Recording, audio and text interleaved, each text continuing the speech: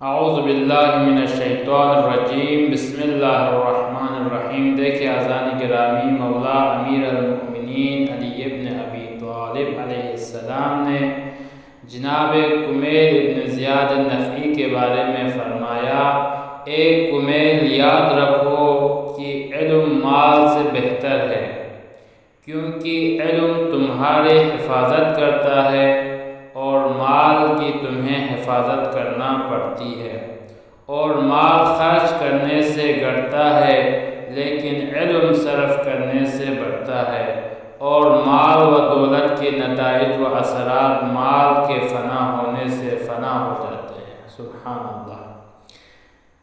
پھر فرماتے ہیں، اے کمیل، علم کی شناسائی ایک دین ہے کہ جس کی ابتدا کی جاتی ہے، اسی سے انسان اپنی زندگی میں دوسروں سے اپنی اطاعت منواتا ہے اور مرنے کے بعد نیک نامی حاصل کرتا ہے۔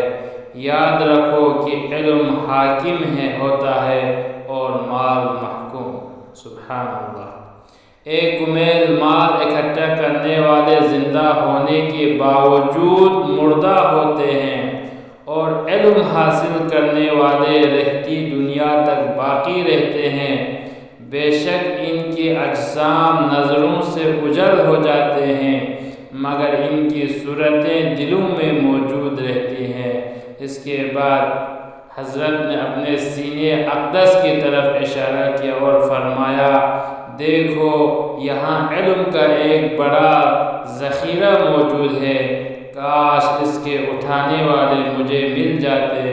ہاں ملا کوئی تو یا ایسا جو ذہین تو ہے مگر ناقابل اطمینان ہے، اور جو دنیا کے لیے دین کو اعلیٰ کار بنانے والا ہے، اور اللہ کی ان نعمتوں کی وجہ سے اس کے بندوں پر اور اس کی حجتوں کی وجہ سے اس کے دوستوں پر تفوق و برتری جتلانے والا ہے، یا جو ارباب حق و دانش کا مطیع تو ہے مگر اس کے دل کے گوشوں میں بصیرت کی روشنی نہیں ہے۔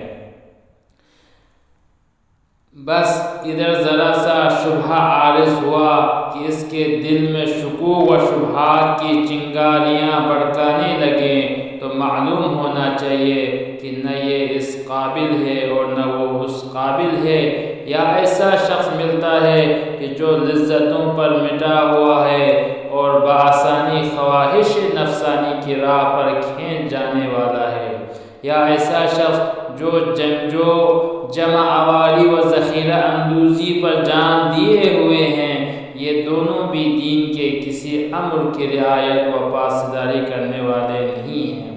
ان دونوں سے انتہائی قریبی شباہت چرنے والے چوپائے رکھتے ہیں۔ اسی طرح تو علم کے خزینہ داروں کے مرنے سے علم ختم ہو جاتا ہے۔ ہاں مگر زمین ایسے فرد خالی نہیں رہتی کہ جو خدا کی حجت کو برقرار رکھتا ہے، چاہے وہ ظاہر و مشہور ہو یا خائف و پنہان، تاکہ اللہ کی دلیلیں اور نشان مٹنے نہ پائیں، اور وہ ہی کتنے اور کہاں پر ہیں۔ خدا کی قسم، وہ تو گنتی میں بہت تھوڑے ہوتے ہیں، اور اللہ کے نزدیک قدر و منزلت کے لحاظ سے بہت بلند۔ خداوند عالم ان کے ذریعے سے اپنی حجتوں اور نشانیوں کی حفاظت کرتا ہے، یہاں تک کہ وہ ان کی اپنے عیسوں کے سپرد کر دیں اور اپنے عیسوں کے دلوں میں انہیں بو دیں۔ علم نے انہیں ایک دم حقیقت و بصیرت کے انکشافات تک پہنچا دیا ہے۔ وہ یقین و اعتماد کی روح سے گل مل گئے ہیں، اور ان چیزوں کو جنہیں آرام پسند لوگوں نے دشوار قرار دے رکھا تھا، اپنے لیے سہل و آسان سمجھ لیا، اور جن چیزوں سے جاہل بھڑک اٹھتے ہیں ان سے وہ جی لگائے بیٹھے ہیں۔ وہ ایسے جسموں کے ساتھ دنیا میں سہتے ہیں کہ جن کی روحیں ملائی اعلیٰ سے وابستہ ہیں۔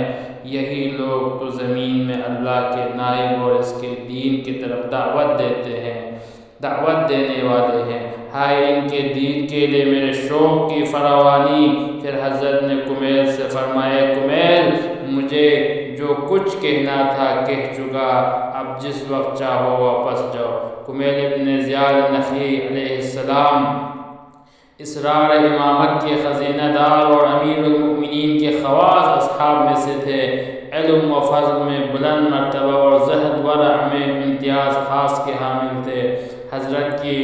حضرت کی طرف سے کچھ عرصے تک ہیئت کے عامل رہے۔ 83 ہجری میں 90 برس کی عمر میں حجاج ابن یوسف ثقفی کے ہاتھ سے شہید ہوئے اور بیرون مسجد کوفہ دفن ہوئے۔ امیر المؤمنین علی ابن ابی طالب علیہ السلام جناب کمیل علیہ السلام کے حق میں فرمایا یا کمیل ابن زیاد ان هذه القلوب اوعیہ فخیرها اوعاها فاحفظ عنی ما اقول لك الناس ثلاثہ فعالم ربانی ومتعلم على سبیل النجاة وحمج رعاع اتباع كل نائق يميلون مع كل ريح لم يتزيوا بنوره العلم ولم يلجأوا إلى ركن وثيق يا كميل العلم خير من المال العلم يحرسك وأنت تحرس المال والمال تنقصه النفقة والعلم يثبو على الإنفاق والصنيع المال يذول بزواله يا كميل ابن زياد معرفة العلم دين يدان به يكسب الإنسان الطاعة في حياته وجميل الأحدوثة بعد وفاته والعلم حاكم